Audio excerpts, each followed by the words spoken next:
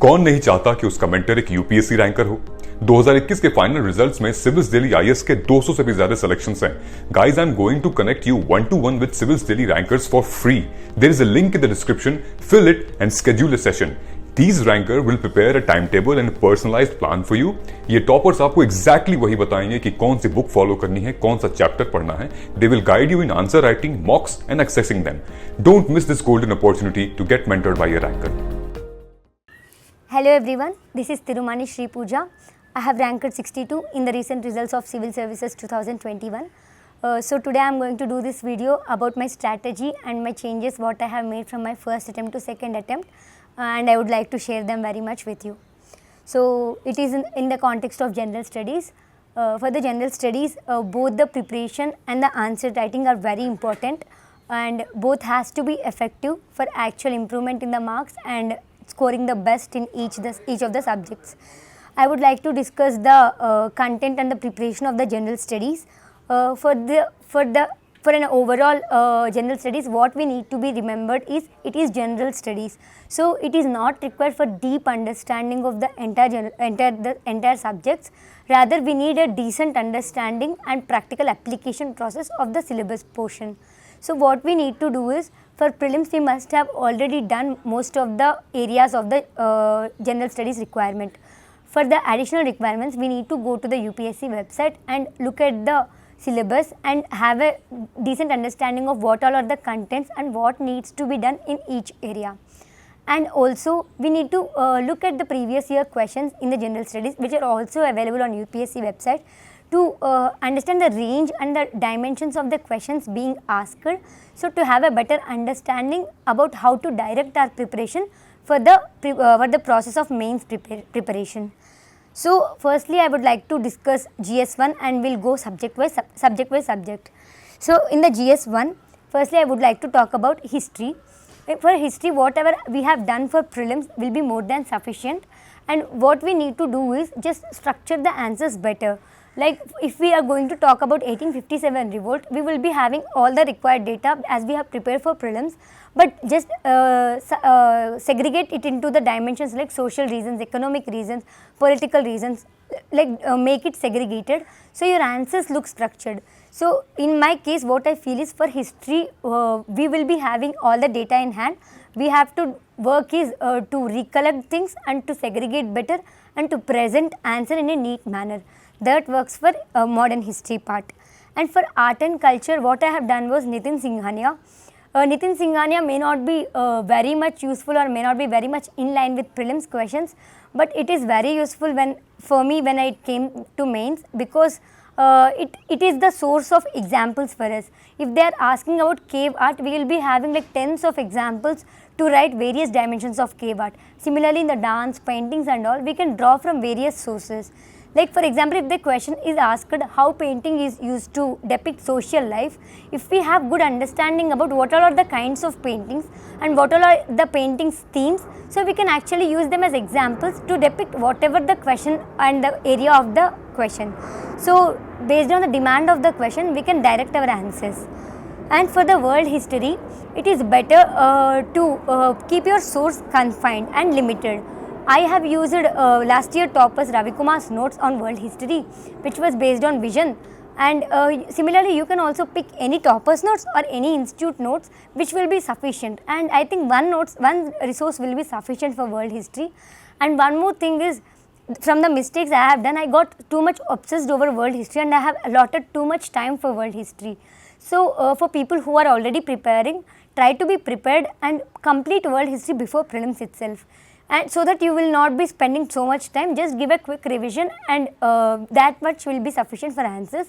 For people who have done already prelims and didn't do world history yet, it's okay if we don't do complete doing of world history, just have a superficial reading and have a quick kind of like bullet points kind of reading, so that we can remember better and write whatever 1 or 2 questions the exam will be giving. And coming to geography, for what I feel is, for physical geography the answers will be very generalistic. So but to make it more specific, we need to be current affairs relevant. For example, if they are asking about monsoons, we just need, will add an extra point like IPCC report is saying something on monsoons, then your answer will look better. Similarly, Atlantic Meridional Ocean circulation is changing. This kind of new points and current affairs points will be making your answer look better. And when it comes to economic geography, this is the point where you can make the examiner feel that you have actually worked and you have actually know what you are writing. So for this, the resources I have followed are, for the natural resources distribution, I have used PMF IAS Economic Geography, and for the industries and the agricultural production distribution, I have used Mrunal sir's Economic Geography part, which is available on web.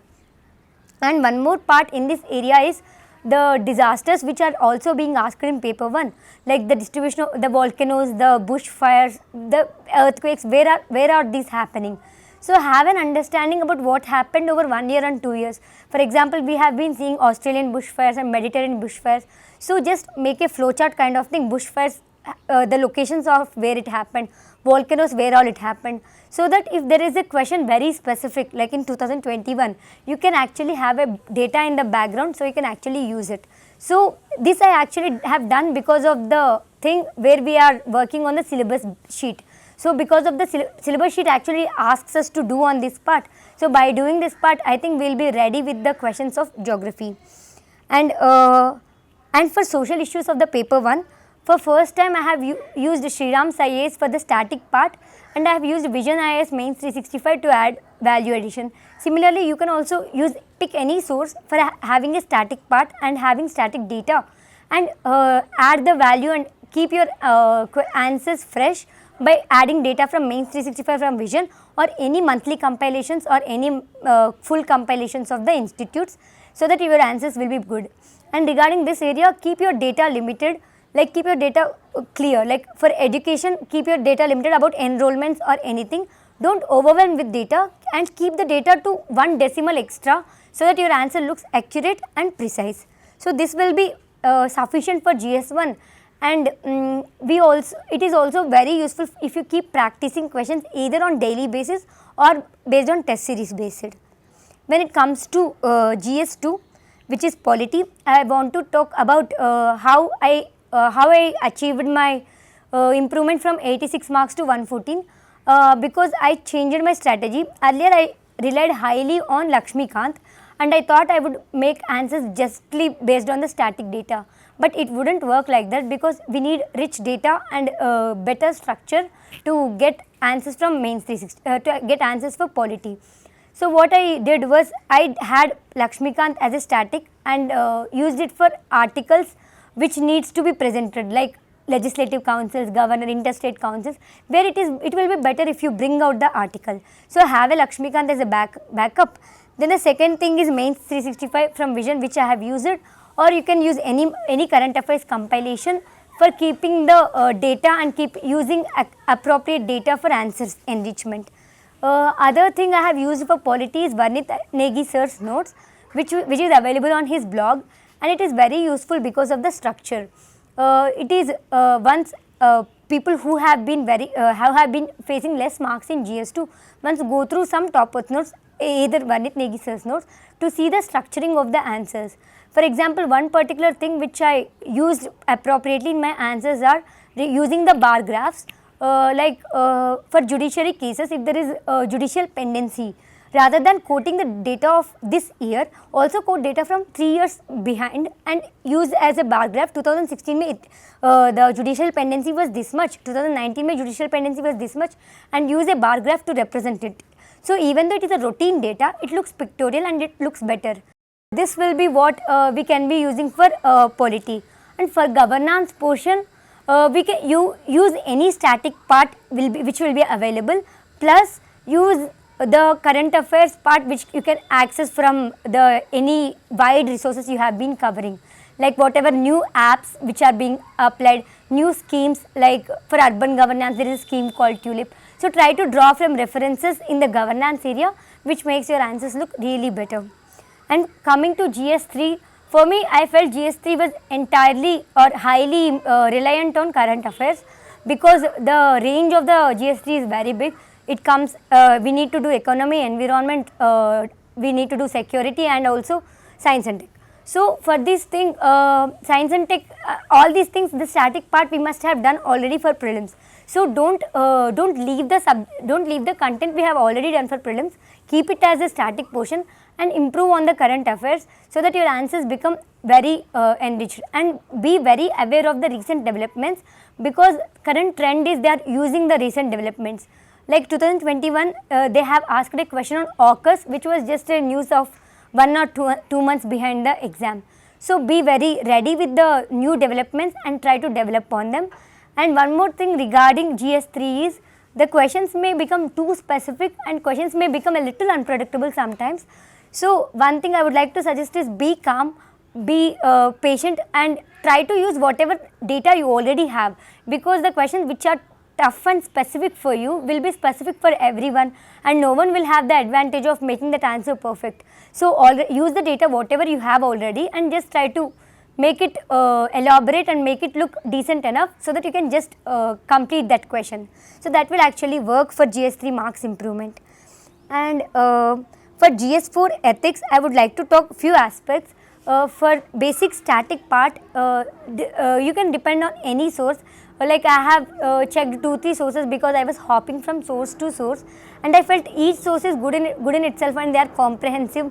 Nowadays they are making it already rich with examples and unique kind of dimensions. So any notes will be fine, but on the same lines you need extreme value addition for ethics, because if you have seen 2021 paper, the questions are being very specific. Like they are asking, you need to give 10 qualities of civil servants, and they are asking questions like, how will you overcome ethical dilemma with innovation, give with real life illustrations.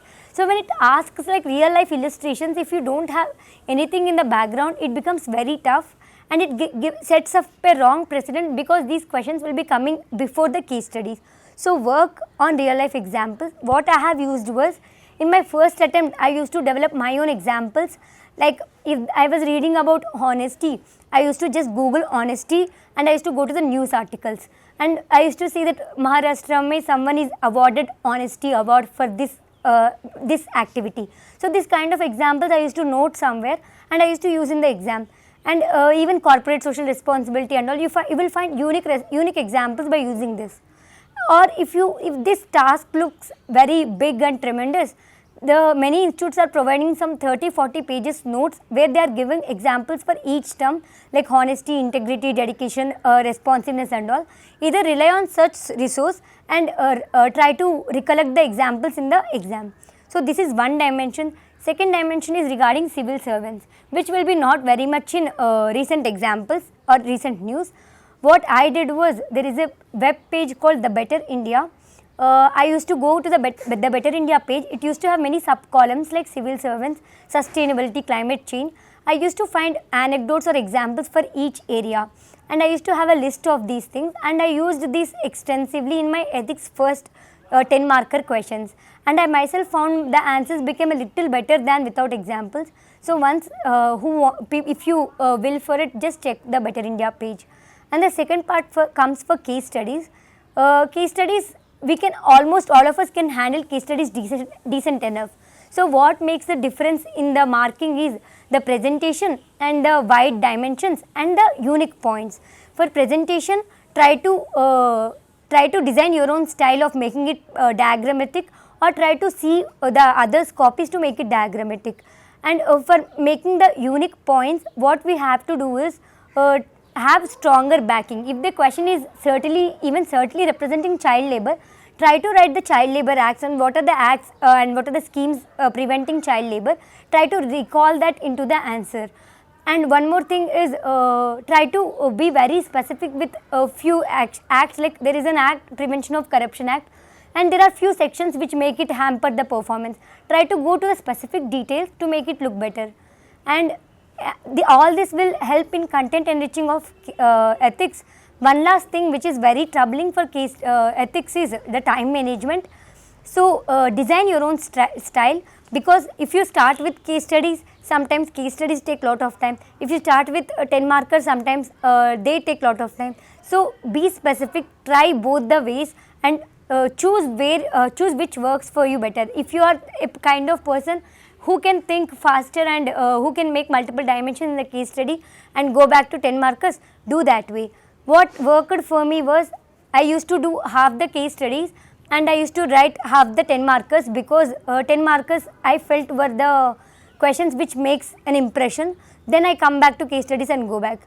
Though it comes a little here and there, it worked for me. So try to design and devise the style which works for you, and I think that will be very advantageous.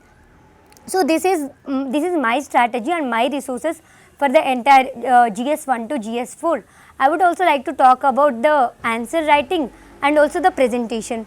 So regarding answer writing, I believe that we should have a practice of answer writing for actually seeing results in the final paper. So one question I often being asked is like how often should you write test series and how early should you start writing tests? I can say two dimensions. For people who get bored of reading a lot and wants to really practice something, you can start test series very early in the preparation, like 1 week down the preparation. You can directly write answer writing from news articles or something. But if you are not that kind of person, if you feel getting pressurized because of lack of content, like if there is a question on central state relations, and if you want to try, but if you get pressurized and demotivated because your content is not sufficient, it's okay if you start very late. It's okay if you start after your 1 or 2 complete readings and you start then also it will be okay. You don't need to be pressured that I have started late. It will be working fine. And regarding how often you need to write, I believe that before prelims, everyone can be writing at least a decent amount of answer writing whenever you are bored, because it will be a span of 1 year long.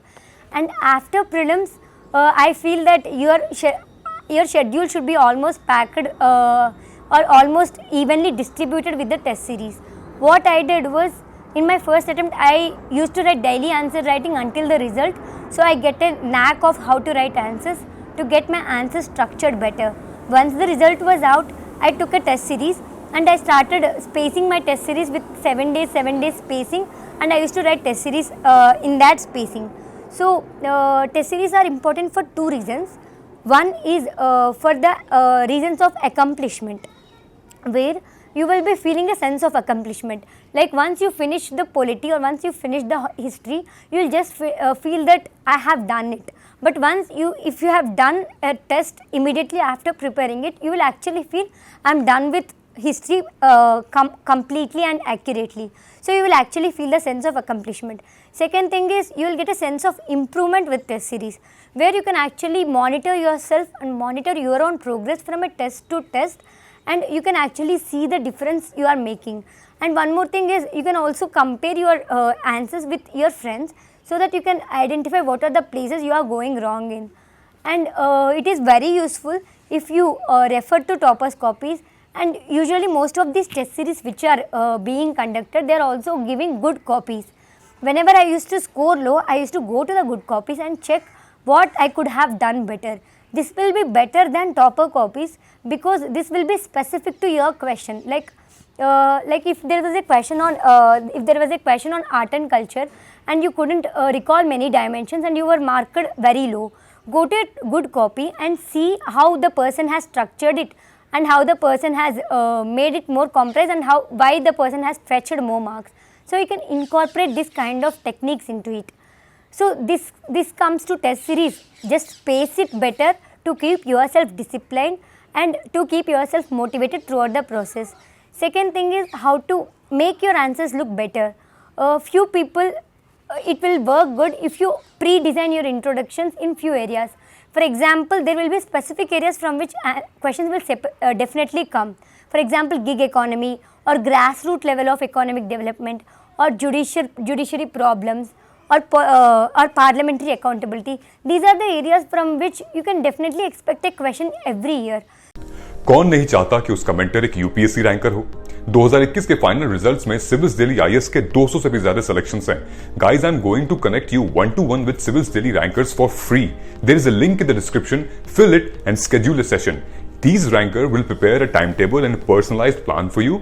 ये toppers आपको exactly वही बताएंगे कि कौन सी book follow करनी है, कौन सा चैप्टर पढ़ना है. They will guide you in answer writing, mocks and accessing them.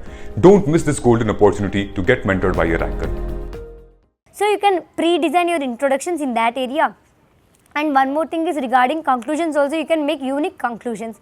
Conclusions look very good if either you provide a very optimistic reform, or if you provide a very unique application or digital mode which is being done currently to improve current process of governance or administration. Either do this conclusion in either ways to make it look better. And regarding the body of the answer, there are few things which can be used. 60% of the body or easily 70% of the body should accurately answer the demand of the question. Many times we start introducing the background, start introducing the previous acts and all, so there wouldn't be much space left for actual body. So we have to be rationalizing the space, and we have to be easily allotting 60 to 70% of the body for the exact demand of the question, and try to make it like extract any scope for diagram in this space, and try to incorporate a smaller diagram without compromising the space. And sometimes when the space needs to be covered, try to use it as an advantage to cover up the answer. I'll try to quote an example after this. I just want to say one more point, that in the structuring of the body, try to make it bullet points. If you are having a longer point, like because of the SHG, women has improved their savings, and it also improved women empowerment in the villages. So this is a longer statement. Make it 2 bullet points. It has improved women's savings.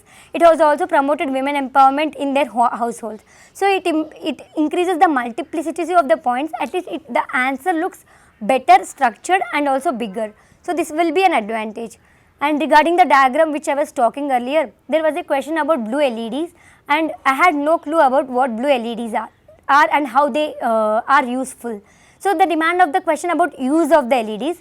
So I rather drew a drawing of the LED, and I tried to cover up a little space because I need to fill the entire answer with very little amount of information I have. So try to find scope of the drawing where you have a dearth of content, so that you can fill up the answer. So this will be the entire smaller tips for the answer writing. And one more thing, if you feel you have your own style, like few people do not actually write in bullet points and rather write in a very good flow paragraph format. If you have your own style of writing answers, and if you think it is unique and it is working, you need not change it because many toppers are in bullet format. It's okay if you write in that format also. Just do what works best for you. So this will be the test series and the content preparation. So by having proper discipline between prelims and mains, and also by not losing the knack of the current affairs, do current affairs from any sources already available on the market, and try to give at least 2-3 revisions to the current affairs, then only you can recall it. And one last thing is, have a 2 or 3 pages of data sheet on typical things like how much is the GDP, how much is the fiscal deficit, NPA, women employment. Have data points which can be used very handy. So by following this all things comprehensively, I think everyone can get very, very good marks. So I will be wishing all the very best for people who will be appearing for this mains and who are starting their preparation now. Thank you.